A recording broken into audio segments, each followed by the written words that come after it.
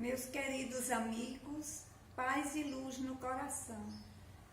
Vamos refletir um pouco sobre a vida de Santa Clara.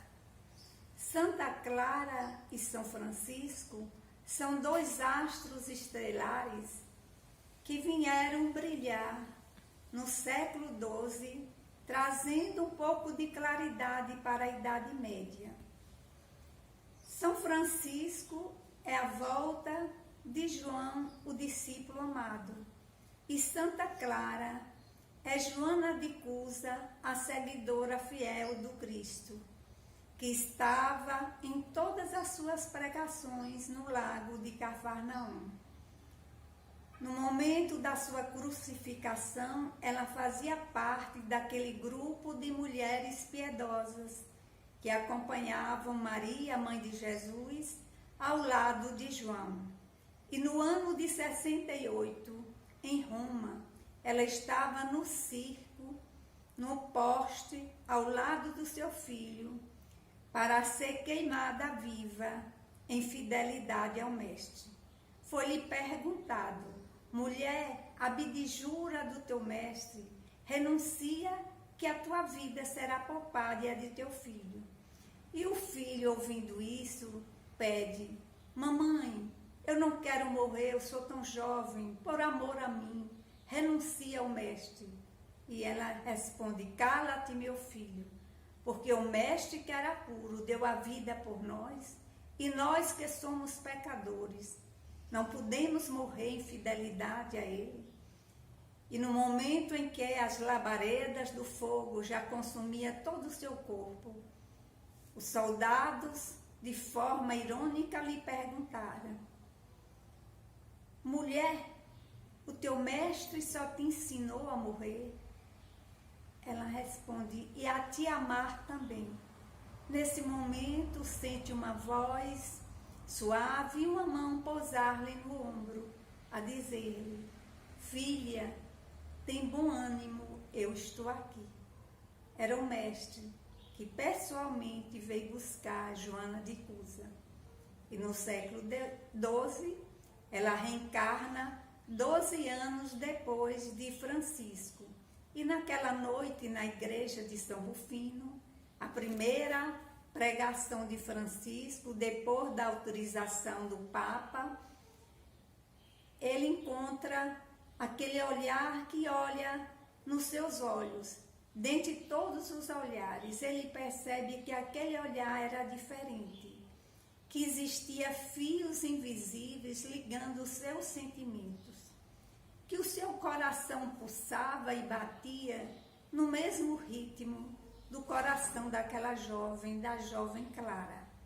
Ele retorna depois da pregação para a Porciúncula, mas naquela noite ele não consegue dormir. Passado alguns dias, ele estava no campo, cantarolando, apreciando a natureza, os pássaros, o céu, quando uma mão pousa no seu ombro dizendo: paz seja convosco. E para a sua alegria, era a Clara, que estava ali junto a uma serva do seu lar. Eles ficam muito felizes, conversam muito, ele convida para caminhar, mas em determinado momento ele diz, para esclarecer: filha, o ideal do homem e de uma mulher é a união pelo matrimônio, porque o lar é algo maravilhoso, é algo sagrado. Mas existem criaturas que nasceram para servir. Existem criaturas que não têm uma família específica, mas que a família é a humanidade. E esse é o nosso caso. Eu ouço a voz do Mestre a me dizer que o meu programa já está traçado. Eu tenho vários irmãos sobre o meu comando, o comando da ordem. Isso ele estava se reportando aos 200, que quando ele reencarnou com 200 espíritos vieram para auxiliar nessa sua missão. Como também muitas jovens mulheres têm me procurado, querendo seguir ao Cristo dessa mesma forma, com essa mesma dedicação dos franciscanos. E eu ainda não respondi, porque estou aguardando uma pessoa para guiá-las sob a direção do Cristo. E creio que já encontrei. Estava se reportando a Clara. Conversaram muito e ele, no momento, disse: eu sei que és jovem, que não entendeu o que eu disse. Ela disse: entendi, porque desde o dia da sua palestra, do seu sermão, como se dizia na época, eu amadureci muito, eu envelheci. De hora em diante, lhe chamarei de Pai Francisco, pois agora considero um pai espiritual. E retornou para o seu lar. Passado alguns dias, um frei chegou e disse: Pai Francisco, como ele era chamado, existe aí fora uma jovem cristã que quer falar. Ele sai, ele sorri, porque ele já imaginava, não é, que era Clara. E ela disse: eu vim saber, Pai Francisco, o que Deus deseja de mim. Minha filha, eu sou tão pequenino, como é que eu vou saber os desígnios de Deus? Estava próximo o domingo de Ramos, ele disse: vá à igreja no domingo de Ramos, converse com Deus, que Ele vai lhe falar o coração. Ela foi, e naquele dia ela recebeu o ramo do bispo. Ela interpretou que era um chamado de Deus, um chamado de Jesus. E depois daquele dia ela foge de casa e vai para Porciúncula, disposta a seguir Francisco. E ele aproveita para perguntar se ela aceitava todas as regras, não é? Ela diz que aceita, manda chamar a abadesa do convento das Beneditinas para fazer ali uma cerimônia, não é? E quando estão ali reunidos, chega a sua família. Mas aí ela disse: é tarde demais. Mostrou os cabelos cortados. O próprio Francisco cortou seus cabelos. Cortar os cabelos significava uma união, um noivado com Jesus e um noivado com a ordem. E aí ela vai viver no convento, reunindo as irmãs. Depois as suas próprias irmãs, 2 irmãs vieram, a sua mãe, que ficou viúva, também veio fazer parte. E Francisco ficou orientando, mas passado aqueles primeiros meses que ele orientou, ele se afastou da irmã Clara, dizendo que ela precisava ficar independente.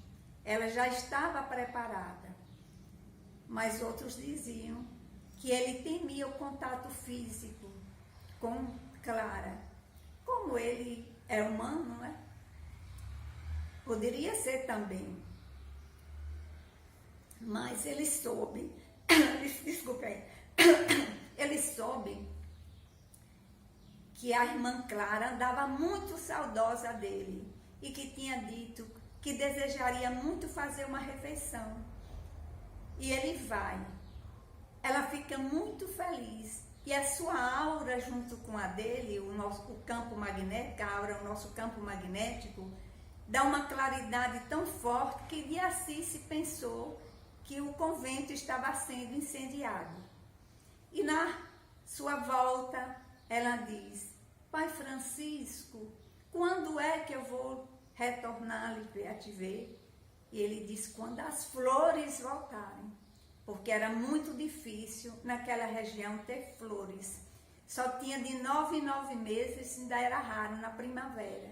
E quando ele segue, ela olha para trás, o campo estava cheio de flores e ela grita muito feliz: Pai Francisco, volta, as flores voltaram.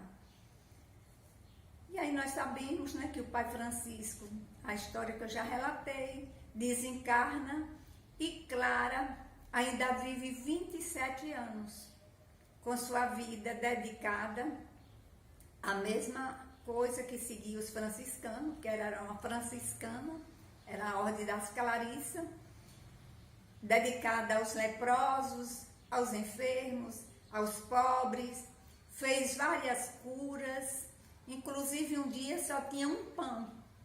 E a irmã da cozinheira, disse: irmã Clara, só tem um pão para 50 pessoas comer. Ela disse: corte o pão em 50 pedacinhos.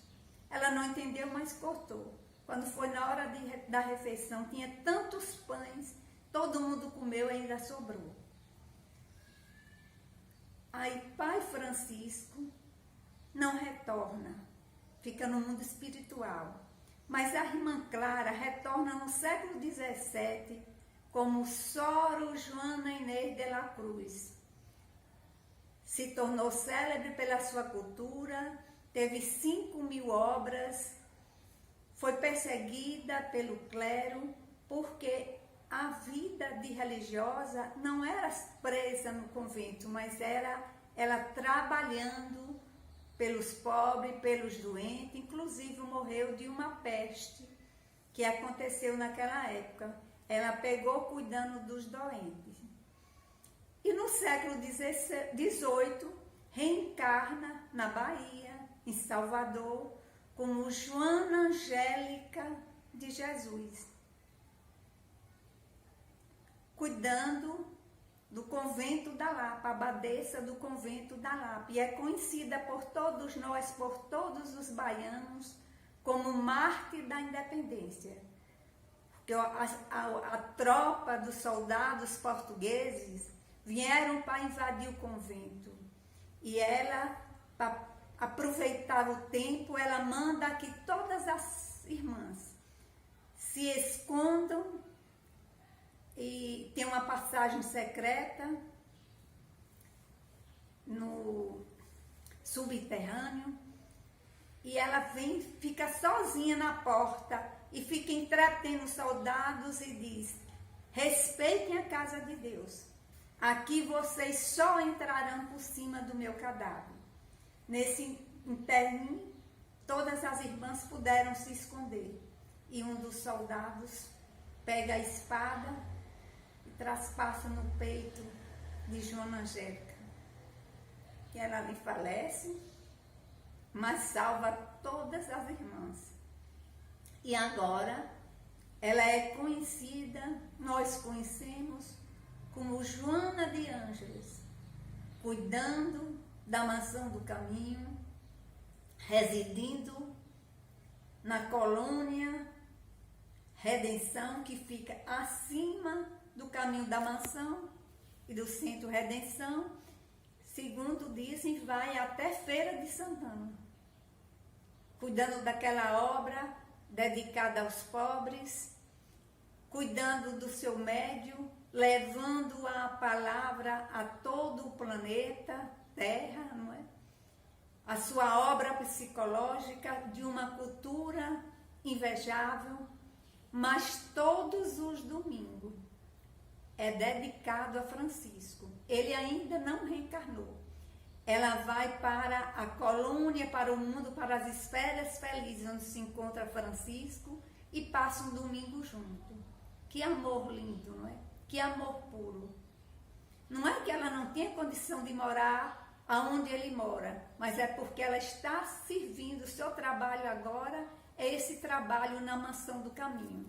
Mas segundo Manuel Filomeno de Miranda, os dois vão retornarem no século, ou nesse século, 2030 ou 2040.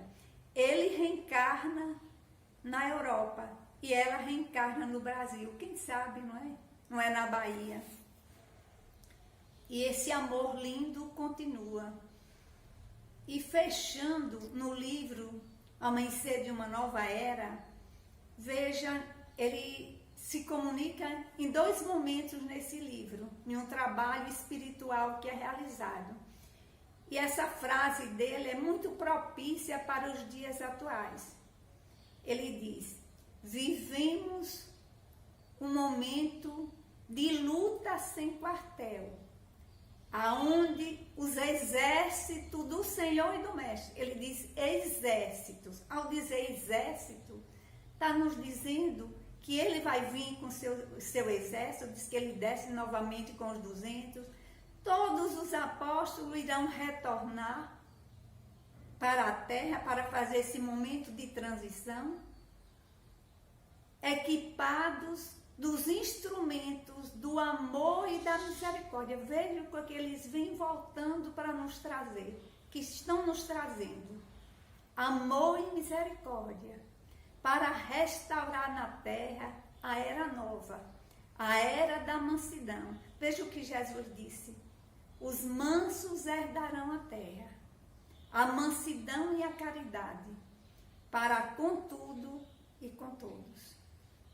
E assim, meus queridos amigos, rogamos nesse momento a Santa Clara ou a Joana de Ângela, a São Francisco de Assis, que com seu amor, com sua ternura, possa nos envolver nas vibrações mais sutis das esferas superiores, tocando a nossa mente e o nosso coração, nos renovando para o Cristo, nos renovando para uma vida nova, nos renovando para o amor, e assim conseguirmos a nossa realização suprema, que é a nossa transformação moral e espiritual. Muita paz para todos.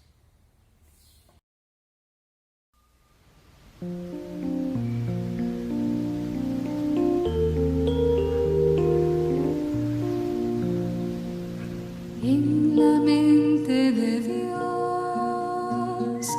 en su designio de amor, estabas presente en su corazón para hacerte una luz en las tinieblas. Y el día que Él escogió, su plan de amor se cumplió.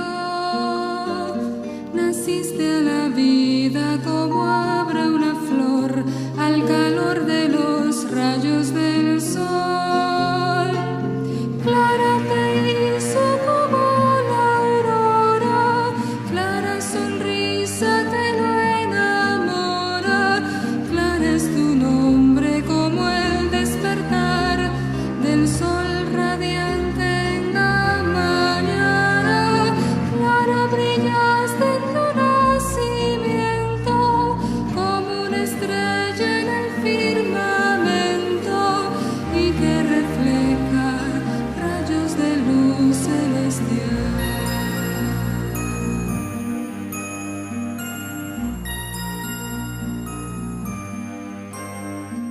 Naciste a la sombra de Dios, tu vida entregaste a su amor.